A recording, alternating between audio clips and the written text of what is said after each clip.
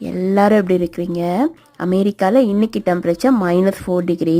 இப்போ நாம் எங்கே கிளம்பி போயிட்டுருக்கோம் அப்படின்னு பார்த்தீங்கன்னா, இப்போ டைம் வந்து ஈவினிங் அரவுண்ட் 4:30ங்க. என்னோட பசங்க 2 பேரையும் பஸ்ஸில் பிக்கப் பண்ண போகலாம் அப்படின்னு சொல்லிட்டு தான் நான் வெளியே கிளம்பிட்டு இருக்கேன். பஸ் வந்துடுச்சு.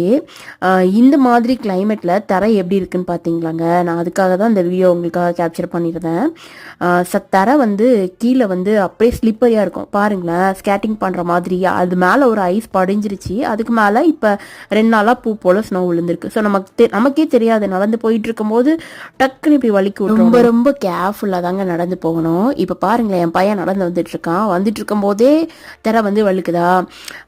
ஸோ இந்த மாதிரி தான் ரோட்ல, அப்புறமா அந்த வாக்கிங் பாத் தவிர்த்து நம்ம வேற எங்க நடந்தாலுமே கொஞ்சம் டேஞ்சர் தான். வாக்கிங் பாத் வந்து பெர்ஃபெக்டா க்ளீன் பண்ணிடுவாங்க. கார் எடுக்க போறோம் அப்படிங்கிறப்ப நடந்து போகும்போது ரொம்ப கேர்ஃபுல்லா நடக்கணுங்க.